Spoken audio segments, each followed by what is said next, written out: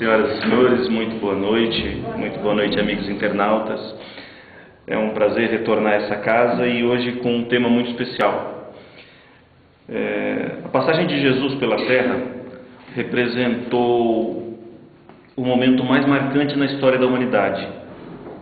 Ernesto Renan, um dos grandes filósofos da era iluminista, chegou a lançar um livro a respeito da vida de Jesus, como muito se fez naquela época, e ele, em um determinado capítulo, ele introduz dizendo: Jesus é um homem incomparável.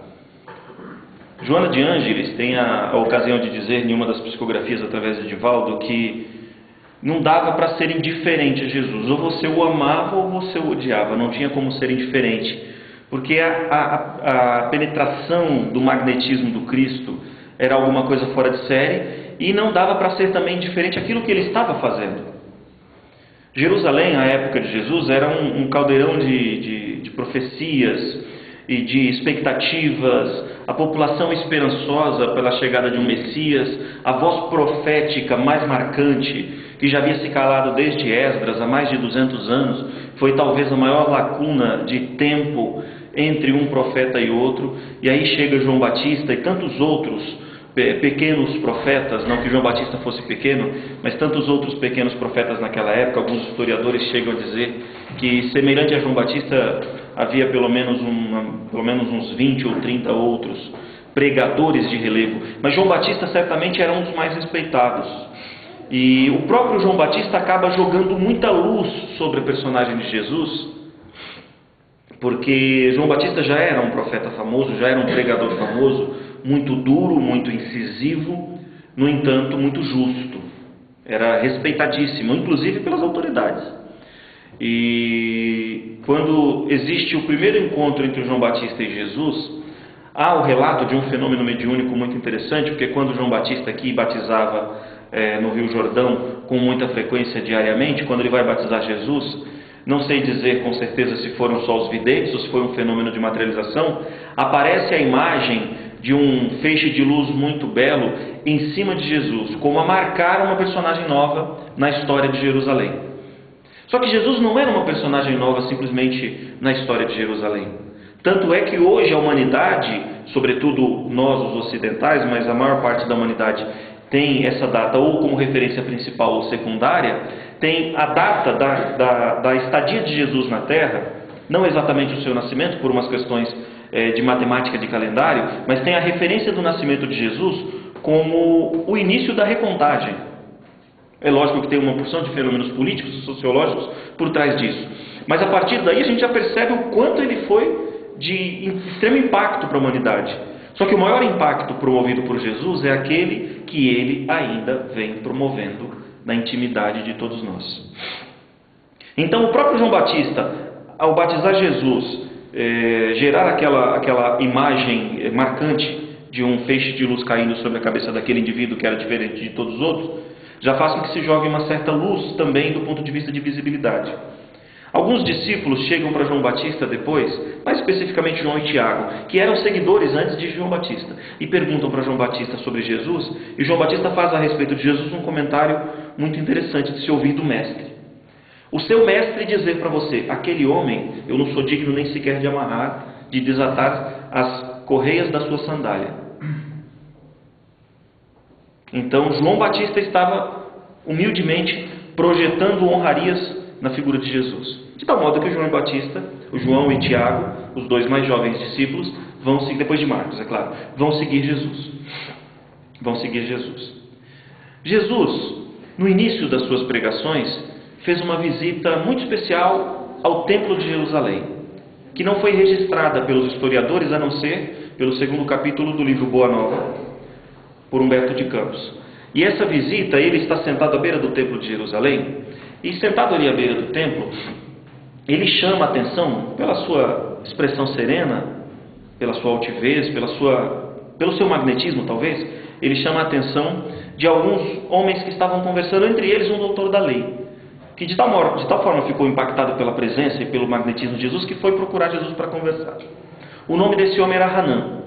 Hanã se tornou o doutor da lei, um dos sacerdotes do templo de Jerusalém, no futuro, e se tornou inclusive o principal algoz responsável pela acusação e prisão de Jesus. Hanã procura Jesus e lhe pergunta: Nazareno? Essa pergunta é muito interessante. Quando alguém chega naquela região, naquela época, e se dirige a uma pessoa que não conhece, com algum tipo de adjetivo, porque Nazareno não era somente dizer, você que é, no nosso caso aqui estamos em São Bernardo, ei você de Diadema. Como a gente saberia, por exemplo, que o senhor é de Diadema? Não existe nenhum traço que identifique. Ei você de Santo André. Não tem como saber. Mas o Nazareno tinha uma fisionomia específica. Ele tinha um jeito de cortar o cabelo, uma maneira de se vestir. Então Jesus foi logo identificado. Nazareno, o que buscas em Jerusalém? E Jesus responde: passo na cidade em busca da fundação do reino de Deus. Reino de Deus? E o que pensas tu que venha a ser isso? Pergunta Hanã. E Jesus lhe responde: o reino de Deus. Essa resposta tem uma profunda sintonia com a missão de Jesus, com a missão das religiões e especialmente com a missão do cristianismo e do espiritismo. Reino de Deus, e o que pensas tu que venha a ser isso? Jesus responde para Hanã: o reino de Deus é obra divina no coração dos homens. Obra divina no coração dos homens. Marcante, simples, mas de uma profundidade que mata de inveja qualquer palestrante. A gente precisa de 1 hora para tentar discorrer sobre um tema, enquanto espíritos de uma envergadura maior têm uma capacidade de síntese e, em algumas palavras, dizem aquilo que nós precisamos de dias refletindo para poder tentar reproduzir. Obra divina no coração dos homens. E por falar em obra divina, há mais ou menos uns 15 dias eu estava relendo o Evangelho, livro que, como toda a codificação, eu faço questão de fazer uma leitura anual. Então, a cada ano eu me esforço para tentar ler toda a obra da codificação. Eu estava lendo o primeiro capítulo do Evangelho segundo o Espiritismo e vi uma mensagem muito intrigante, que eu já tendo lido algumas vezes não tinha percebido. Eu li uma mensagem que dizia assim, o Espírito de Verdade dizendo a respeito do Espiritismo, no capítulo que indica, não vim destruir as leis, esse é o título do capítulo, não vim destruir as leis, tem uma explicação do que é o Espiritismo, dizendo assim: o Espiritismo é obra divina dirigida pelo Cristo. Estou colocando com as minhas palavras porque não é tão fácil decorar, até porque foi uma frase que me chamou a atenção há 15 dias. Não é uma que eu venho macerando e preparando há muito tempo. Então diz assim: o Espiritismo é obra divina dirigida diretamente pelo Cristo, passando por um processo de 18 séculos de elaboração. Se o Espiritismo é obra divina, dirigida pelo Cristo, e que está sendo elaborada há 18 séculos, e o objetivo principal do Espiritismo, qual que é, por exemplo, o objetivo principal do Espiritismo? Acho que vocês, de algum modo, vocês sabem. É muito difícil verbalizar, não é? É como se eu perguntar, por exemplo, para Agostinho de Hipona, Santo Agostinho, o que é Deus?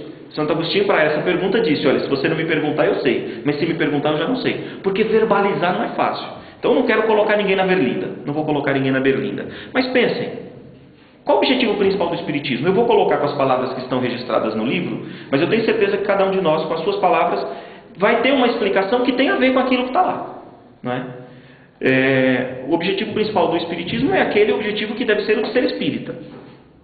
E o que é ser espírita? Ser espírita é ser adepto. De um lado, é só ser adepto, que é a definição que a gente encontra no primeiro parágrafo da introdução do Livro dos Espíritos, já que vocês vão estudar ele a partir de fevereiro. Para novas coisas, novas palavras, portanto, estamos escolhendo uma palavra nova, texto de Kardec, que vai definir esta nova doutrina. Espiritualismo e umas outras palavras já existem, tem definições muito claras, não podemos misturar. Para esta doutrina, vamos usar o nome de Espiritismo. E aos adeptos dessa doutrina, nós chamaremos de espíritas ou espiritistas. Então, o espírita é o adepto da doutrina espírita. Então, no primeiro nível, tá bom? No primeiro nível, é um consentimento da razão. Ser espírita é quando a minha razão encontrou as informações propostas pelo espiritismo e concordou.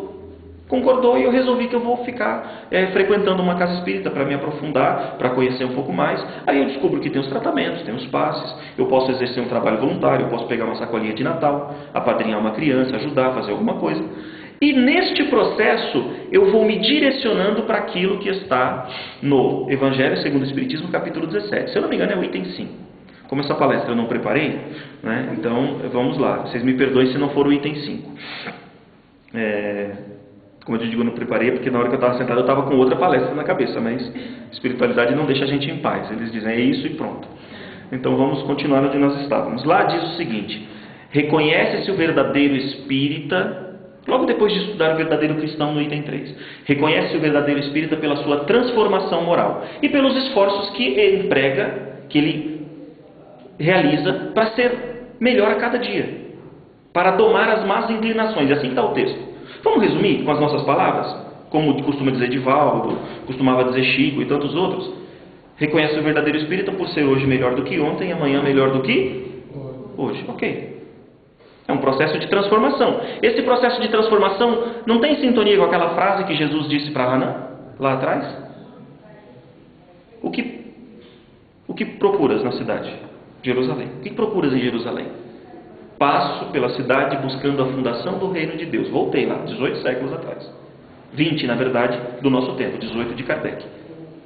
Jesus responde: passo pela cidade buscando a fundação do reino de Deus.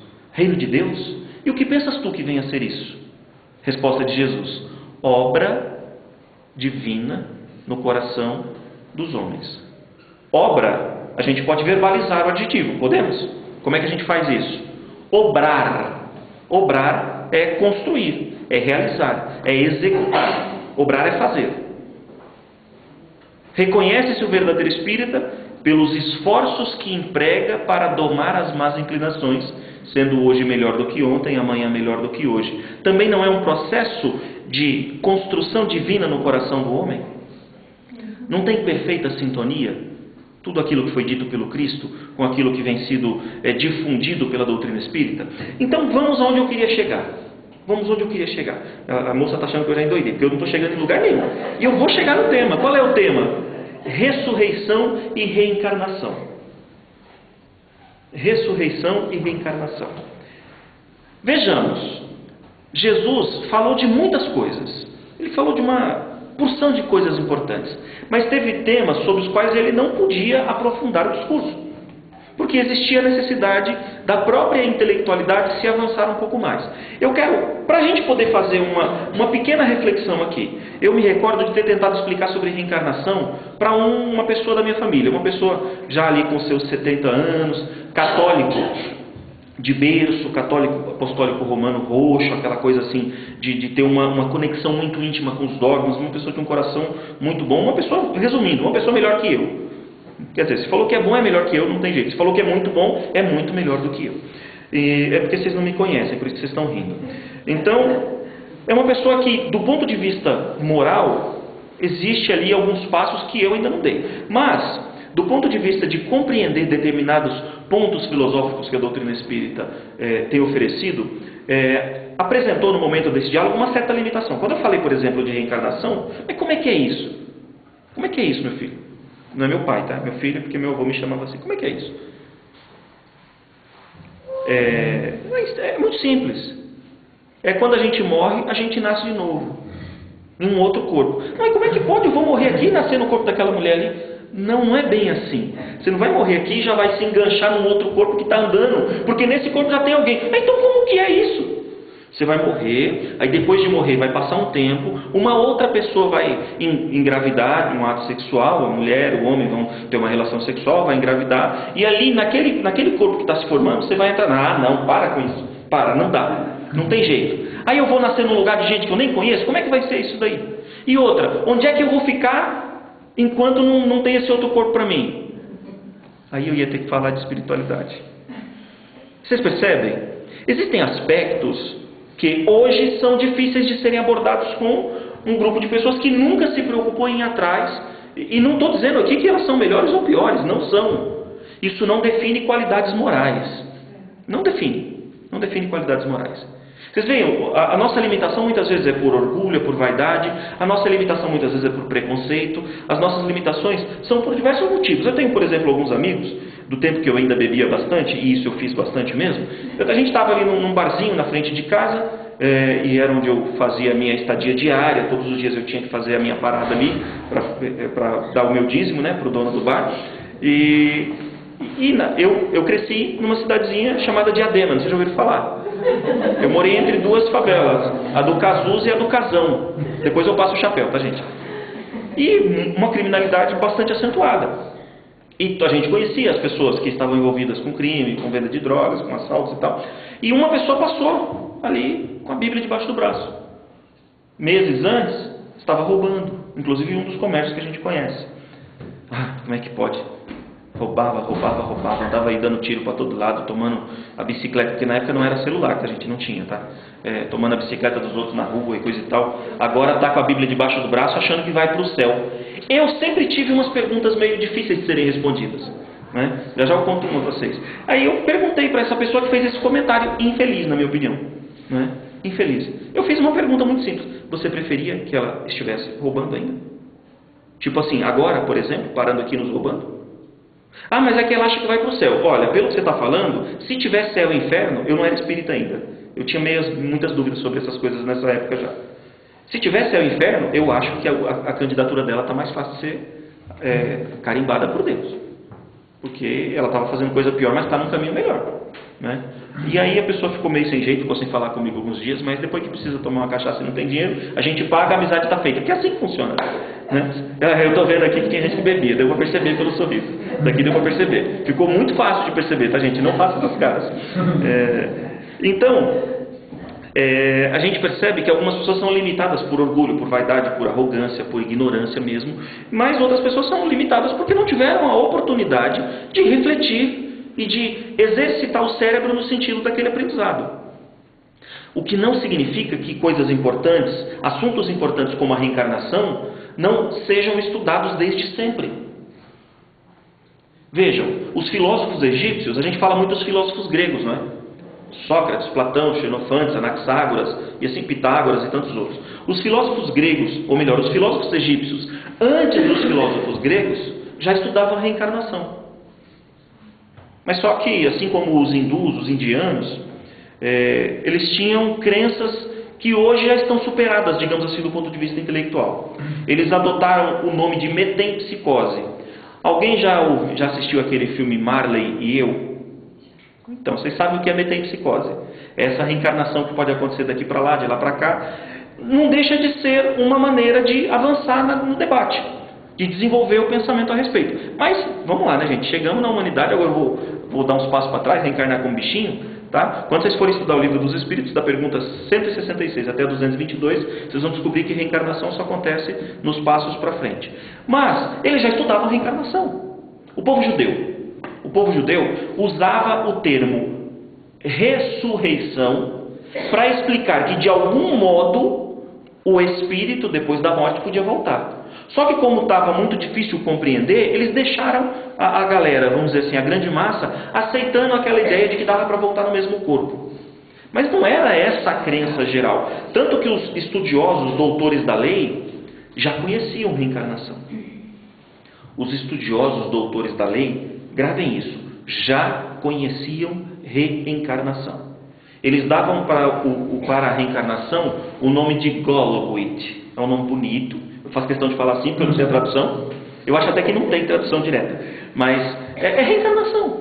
Golgotha é o retorno do espírito ao corpo. E eles a compreendiam com relativa lucidez. Mas era só, digamos assim, entre aspas, os iniciados.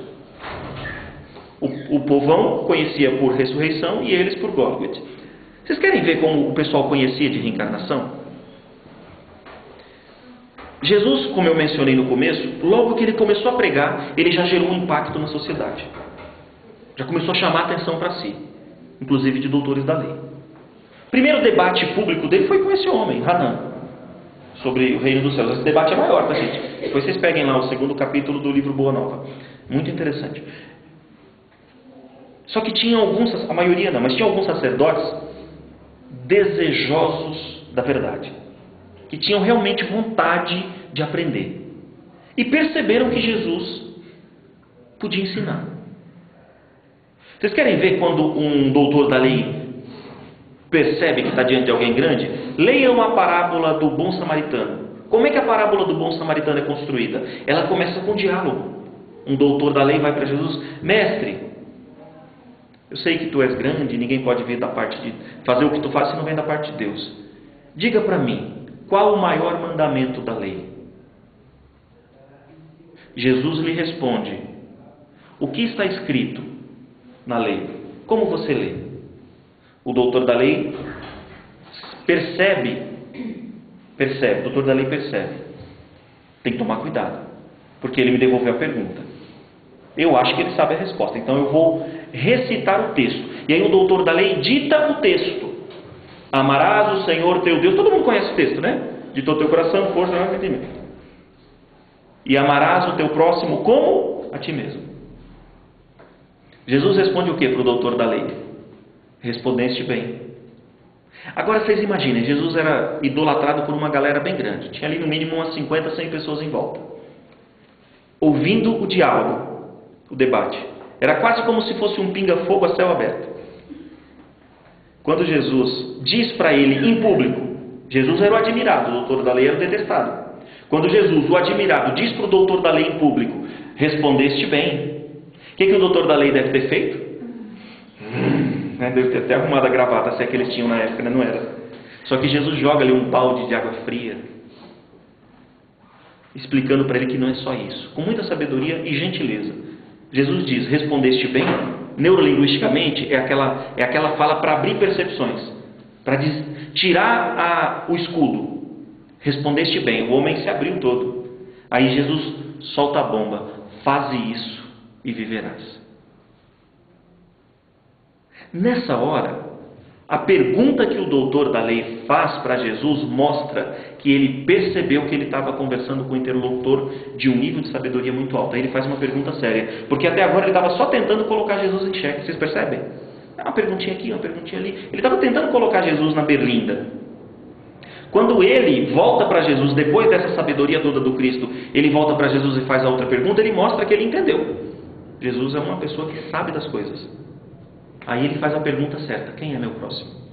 Pronto, surge a mais bela parábola que a gente tem. Então Jesus tinha essa habilidade de, nos diálogos, cativar quem tivesse com um pouquinho de espírito aberto. E uma noite, isso está registrado em João 3, em uma noite, dizem, Amélia Rodrigues fala isso, em uma florida noite, na bela cidade das flores daquela época, na casa de Lázaro, Nicodemos procura Jesus, interessado em compreender como é que faz para ir para o reino de Deus. Mas na verdade, essa pergunta não está registrada. João 3 é assim: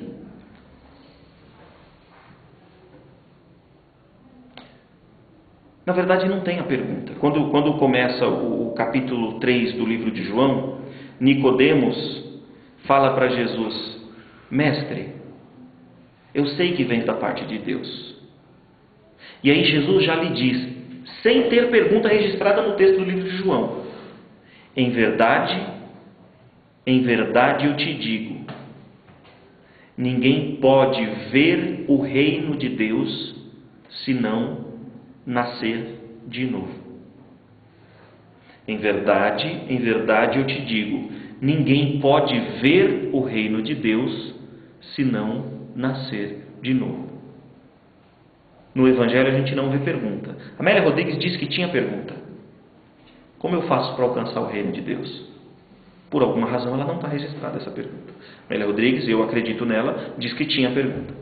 E Jesus responde: em verdade eu te digo, ninguém pode ver o reino de Deus se não nascer de novo.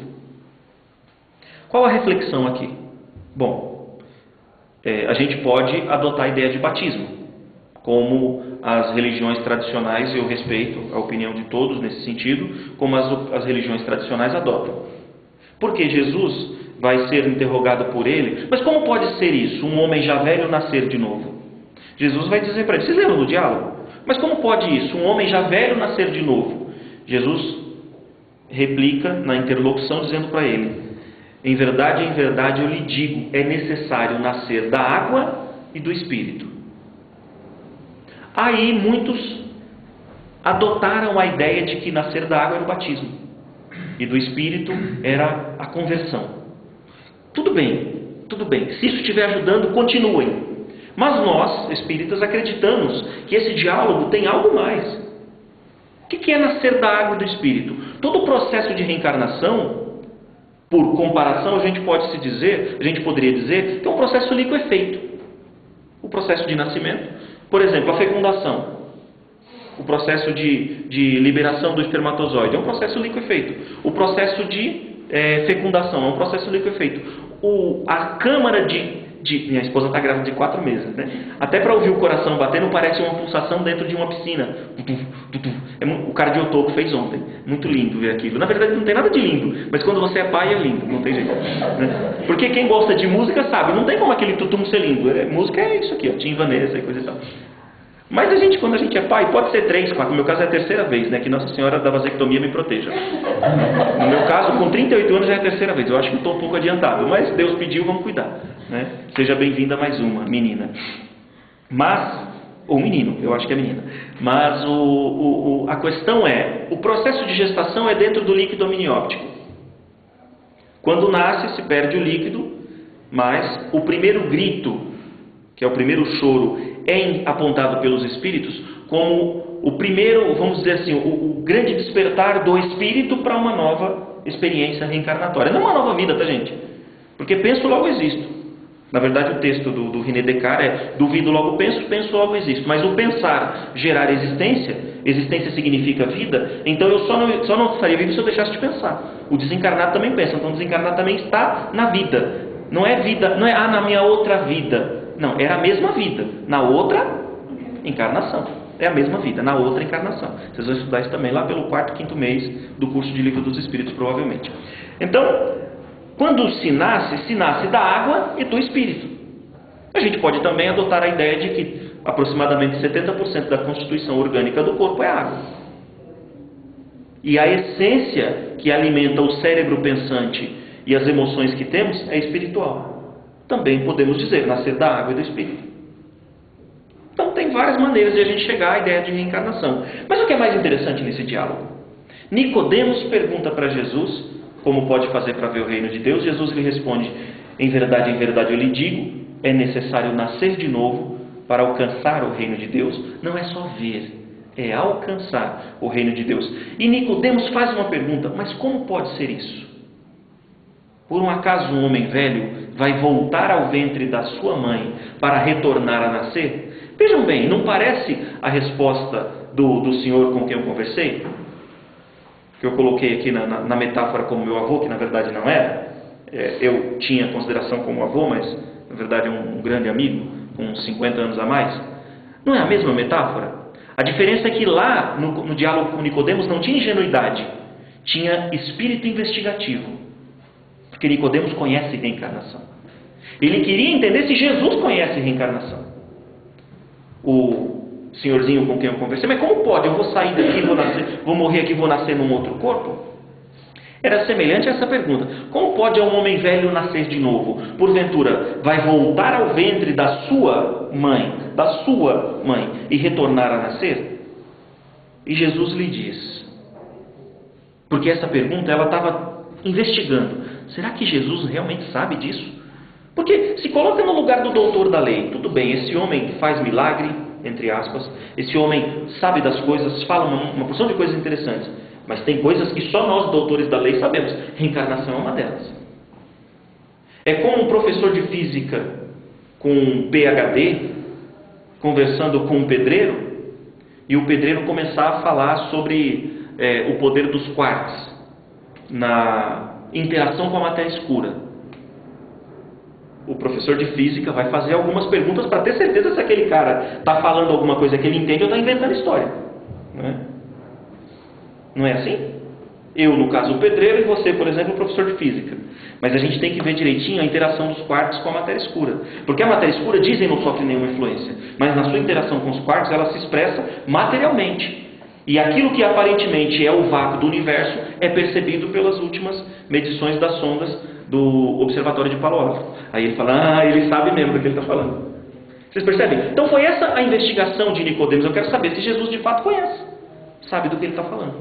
E Jesus mostra que sabe. É necessário nascer da água e do Espírito. E Jesus complementa dizendo: quem nasce da carne é carne, o que nasce do Espírito é o Espírito. Não se espante quando eu lhe digo é necessário nascer de novo.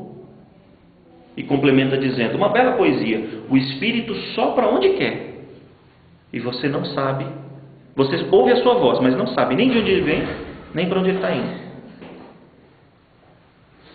Mas como pode ser isso? Diz Nicodemos.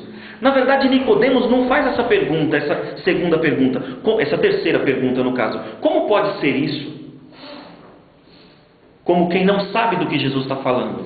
Ele faz essa pergunta porque ele ficou espantado. Como pode você conhecer? E na verdade, Jesus deu um passo a mais. Porque Jesus está falando sobre o esquecimento do passado. O Espírito sopra onde o vento sopra onde quer. Você não sabe nem de onde ele veio, nem para onde ele vai. E nem ele sabe. Esquece o passado. Mas você ouve a tua voz. Assim é todo aquele que nasce do Espírito. Nem ele mesmo sabe de onde ele vem, nem para onde ele está indo. Não se espante quando eu te digo que é necessário nascer de novo. E aí Nicodemos se espanta, não porque ele entendeu, ou porque ele estivesse achando estranho esse fenômeno. É porque, como este homem, este nazareno, porque falar de nazareno é mais ou menos como falar de pedreiro. E quem tiver aqui, todo mundo já sabe, quem estiver assistindo pela internet, eu não estou zombando dos outros não, porque eu sou. Legal? Então é como falar assim, mas como que pode uma pessoa com essa formação, ou sem nenhuma formação, com uma função na vida que não exige uma formação acadêmica, ter determinado conhecimento?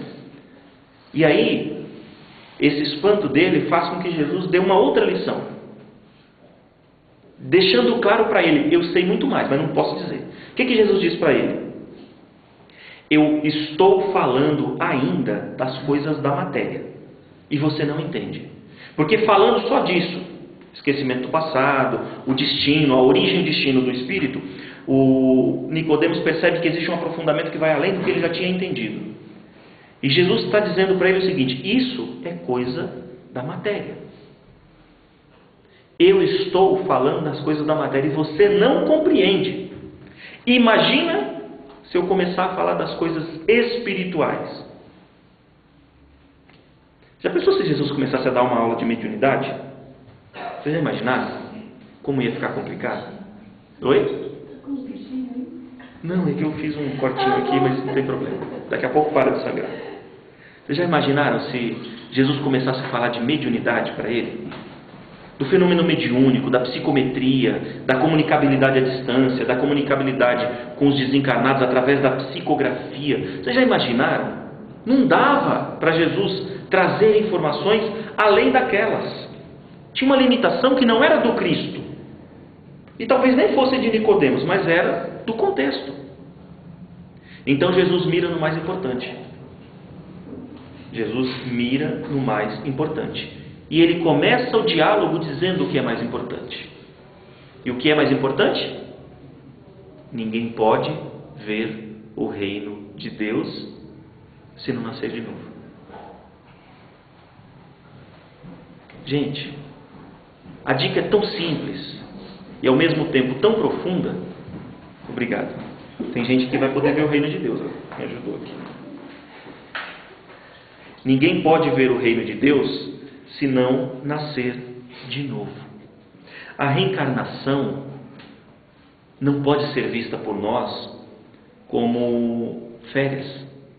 Nós não estamos aqui a passeio. Está muito em voga no planeta, o que muito me preocupa, uma ideia de que a gente não pode sofrer, a gente tem que fazer tudo ao nosso alcance para ser feliz a todo custo. Às vezes isso é feito de maneira irresponsável. Gente, em sã consciência, ninguém vai buscar a dor de maneira sádica, não é? Sádica não. de maneira intencional e sem propósito. Mas vamos pensar, vamos fazer uma reflexão a respeito da dor. Por exemplo, eu estou com uma forte gripe. E aí eu fico sabendo que essa gripe vai me influenciar negativamente por uns 7 dias aproximadamente. De maneira muito intensa, muito negativa. E o meu médico me diz assim: olha, você pode tomar esse antigripal, esse antiviral, esse coquetel, essa medicação. Ela vai aliviar os sintomas, mas você vai ficar com esses sintomas por 7 dias. 7, 8, talvez 10 dias. Ou você pode tomar essa injeção e sair daqui bem. Alguns de nós vai preferir os comprimidinhos, sim ou não?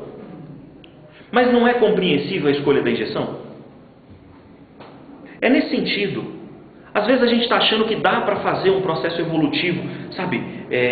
Tem até um livro, né? Tem até um título de um livro, A Evolução Sem Martírio, um negócio assim. Eu nem lembro do título do livro. Eu sei. Reforma íntima sem martírio. Gente, reforma íntima é um processo de mudança. Allan Kardec não chama de reforma íntima, chama de transformação moral. Está lá no capítulo 20 do Evangelho segundo o Espiritismo. O progresso é um processo de transformação moral. E transformação é um processo de mudança. E mudar dói. Mudar dói. Eu entendo, irmãos do fogo. É que tem gente que fica se martirizando desnecessariamente, provocando dores desnecessárias. A gente tem que tirar o peso que pode tirar. Mas não existe processo de mudança sem dor. É sair da zona de conforto, é buscar coisas novas. É buscar desafios novos. Não estamos aqui fazendo, digamos assim, estímulo ao desejo da dor. Mas só para vocês terem uma ideia, com muita sabedoria, André Luiz escreve um livro chamado Sinal Verde. Já ouviram falar? Tem um capítulo do livro chamado Hábitos Infelizes. Eu fiquei muito tempo de mal do André Luiz, porque ele fica se metendo na vida dos outros. Vocês já repararam? Já leram o Nosso Lar? Ele fica se metendo em cada detalhezinho, né, gente? Fazendo a gente perceber que espiritismo serve para tudo. Parece que é isso que ele quer. E consegue. No meio dos hábitos infelizes, sabe o que ele coloca? Não querer sofrer. Quando eu li isso, eu fiquei de mal dele. Pelo menos um ano. Aí depois, refletindo bastante a respeito de tudo isso, eu compreendi, como era óbvio, né? Que ele sabe mais que eu. Não existe processo de evolução sem aceitação de algum tipo de dor. Não existe. Não rola. Porque progresso é mudança, mudança dói. Faz a academia que você vai ver o que eu estou falando. Mudar a constituição estrutural dos músculos dói. Pagar as contas em dia dói. Porque eu tenho que deixar de comer a pizza que eu queria, que é a mais cara, e vou comer uma de mussarela. Não é assim? Tem uma padaria da hora perto da minha casa, do centro espírita que eu frequento, eu vou ter que ir no outro, mas que vende um pãozinho lá a 8, 10 reais o quilo, porque lá na Vitória Régia, né, tá legal, pô, a gente sabe, tem tudo de bom, mas todo o processo de mudança no sentido positivo dói. Reencarnação é isso. É um processo de transformação que, em muitos dos casos, passa por a experiência de algumas dores. E não estamos falando aqui, leiam Aulus depois, nos livros do André Luiz, ele explica. Existe a dor resgate, a dor expiação, a dor evolução, a dor progresso. A dor é ferramenta. E nós a escolhemos. Então é preciso que a gente compreenda. Não reencarnamos em férias. Reencarnamos porque temos compromissos. Conosco mesmo, é o primeiro deles, e com Deus. Compromisso com a nossa família. Compromisso com o nosso próximo, de um modo geral. Mas o principal compromisso que nos trouxe a nascer é o objetivo principal do Espiritismo, do Cristianismo, e deve ser o nosso. É o de ser hoje melhor do que ontem. E amanhã melhor do que hoje. E é através da reencarnação. Não desperdicemos essa dádiva maravilhosa que é ter nascido. A gente nasceu no Brasil. Ai, Brasil, é tão difícil. Político tal, político tal. Japão, maravilha. Maior índice de suicídio do mundo. É tão bom viver lá que as pessoas estão se matando muito mais do que aqui. Cuidado, cuidado. A análise sociológica, quando não leva em consideração aspectos espirituais, tende a ser falha. Tende a ser muito falha. Estamos aprendendo muito aqui, nesse coração do mundo, nessa pátria do Evangelho. A reencarnação que temos é um presente de Deus, que a gente implorou demais para receber. Eu agradeço pela paciência de me ouvir e desejo sinceramente que o nosso diálogo de hoje seja para nós proveitoso, para mim e para vocês. Muito obrigado.